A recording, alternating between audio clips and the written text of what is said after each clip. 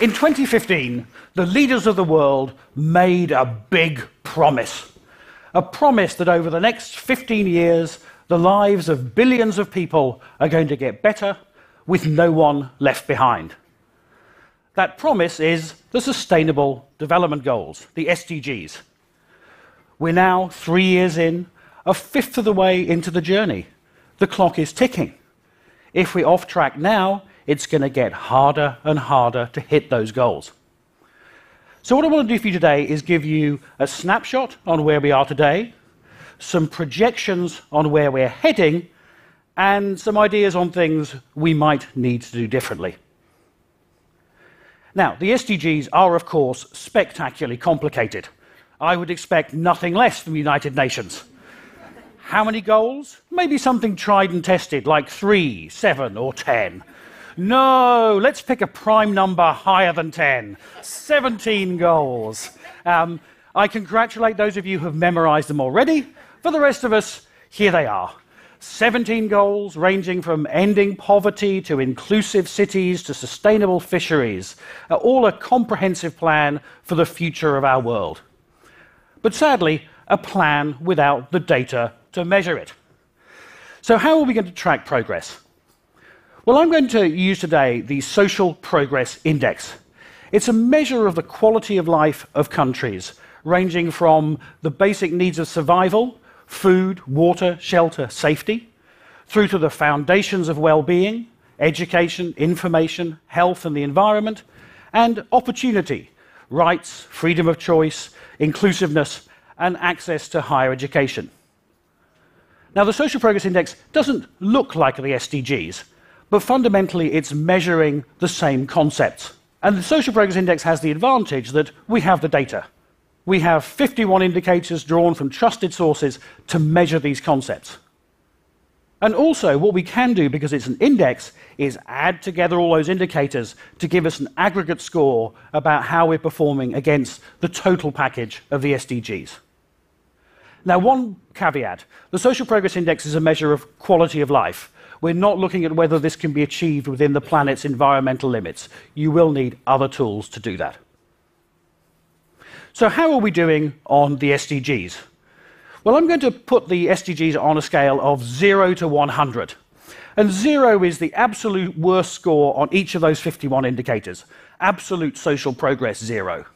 And then 100 is the minimum standard required to achieve those SDGs. 100 is where we want to get to by 2030. So, where did we start on this journey? Fortunately, not at 0. In 2015, the world score against the SDGs was 69.1. Some way of the way there, but quite a long way to go. Now, let me also emphasize that this world forecast, which is based on data from 180 countries, is population weighted. So, China has more weighting than Comoros, India has more weighting than Iceland. But we can unpack this and look at see how the countries are doing. And the country today that is closest to achieving the SDGs is Denmark. And the country with the furthest to go is Central African Republic. And everyone else is somewhere in between. So the challenge for the SDGs is to try and sweep all these dots across to the right to 100 by 2030.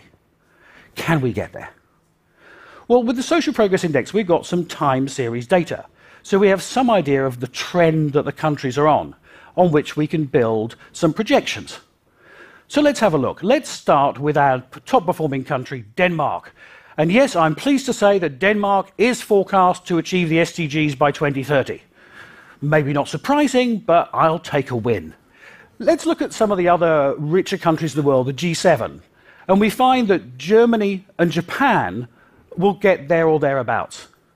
But Canada, France, the UK, and Italy are all going to fall short. And the United States, quite some way back. Now, this is sort of worrying news, but these are the richest countries in the world, not the most populous. So let's take a look now at the biggest countries in the world, the ones that will most affect whether or not we achieve the SDGs. And here they are, countries in the world with a population higher than 100 million, ranging from China to Ethiopia. Obviously, the US and Japan would be in that list, but we've looked at them already. So here we are, the biggest countries in the world, the deal breakers for the SDGs. And the country that's going to make most progress towards the SDGs is Mexico. Mexico is going to get to about 87, so just shy of where the US is going to get, but quite some way off our SDG target. Russia comes next, then China and Indonesia, then Brazil. Might have expected Brazil to do a bit better. Philippines, and then a step down to India, Bangladesh, Pakistan, Nigeria, and then Ethiopia. So none of these countries are going to hit the SDGs. And we can then take these numbers in all the countries of the world to give us ourselves a world forecast on achieving that total package of the SDGs.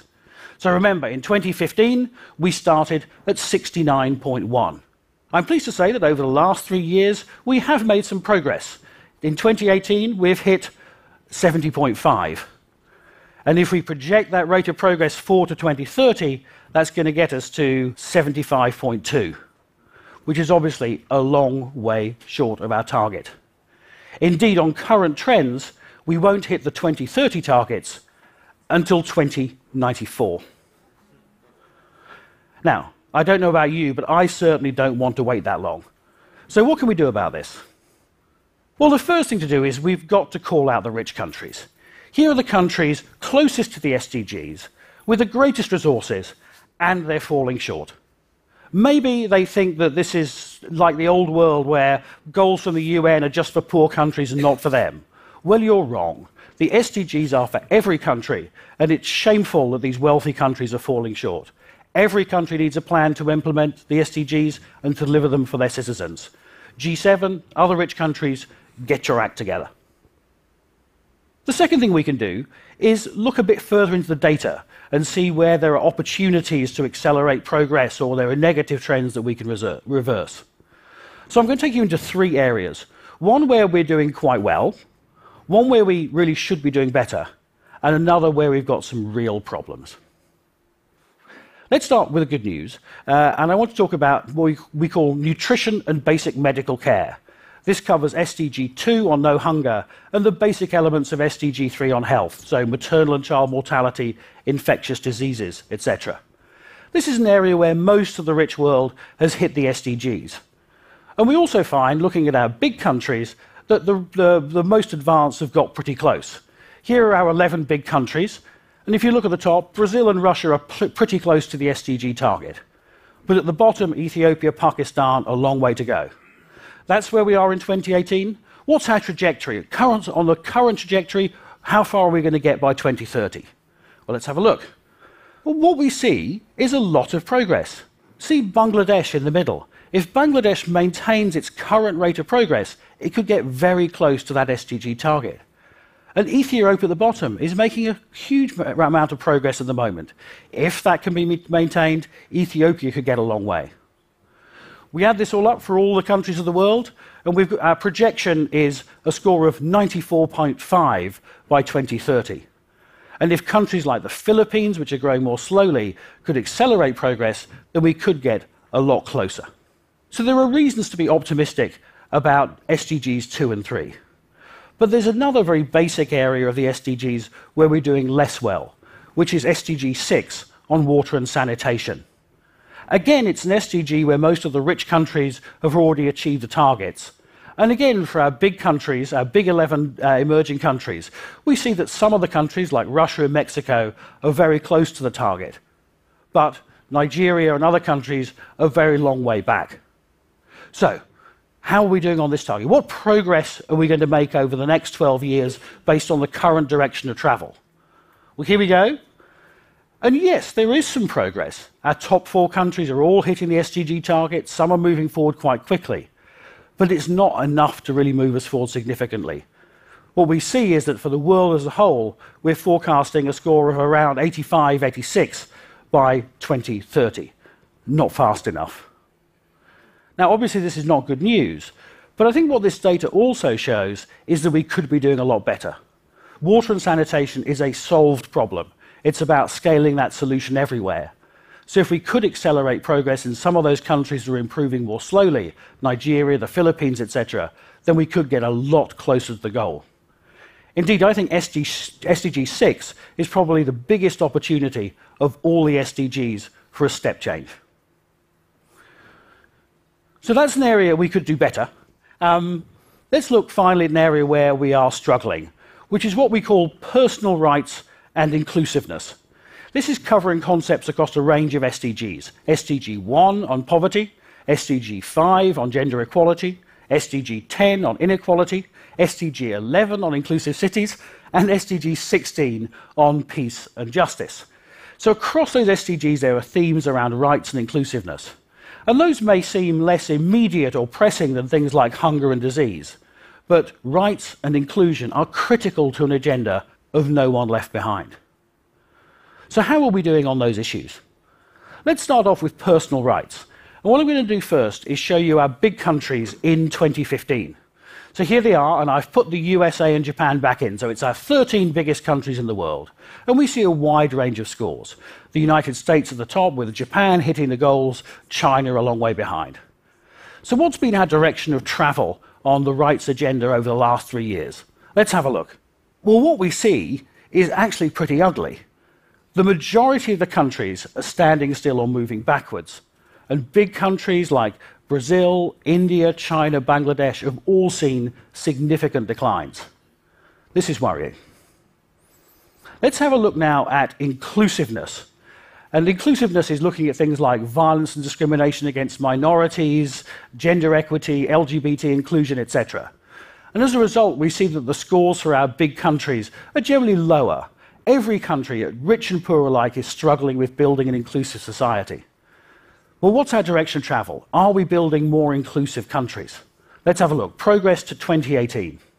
And again, we see the world moving backwards. Most countries static, a lot of countries going backwards, Bangladesh moving backwards, but also two of the countries that were leading, Brazil and the United States, have gone backwards significantly over the last 3 years.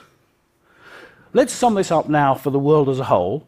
And what we see that on personal rights for the whole world is we're forecasting actually a decline in the score on personal rights to about 60, and then this decline in the score on inclusiveness to about 42. Now, obviously, these things can change quite quickly with rights and with changes in law, changes in attitudes. But we have to accept that on current trends, this is probably the most worrying aspect of the SDGs. Have I depressed you? I hope not, because I think what we do see is that progress is happening in a lot of places, and there are opportunities for accelerating progress. We are living in a world that is tantalizingly close to ensuring that no one need die of hunger or malaria or diarrhea. If we can focus our efforts, mobilize the resources, galvanize the political will, that step change is possible. But in focusing on those really basic, solvable SDGs, we mustn't forget the whole package. The goals are an unwieldy set of indicators and goals and targets, but they also include the challenges our world faces. The fact that the SDGs are focusing attention on the fact that we face a crisis in personal rights and inclusiveness is a positive. If we forget that, if we choose to double down on the SDGs that we can solve, if we go for SDG a la carte and pick the most easy SDGs, then we will have missed the point of the SDGs, we will miss the goals, and we will have failed on the promise of the SDGs. Thank you.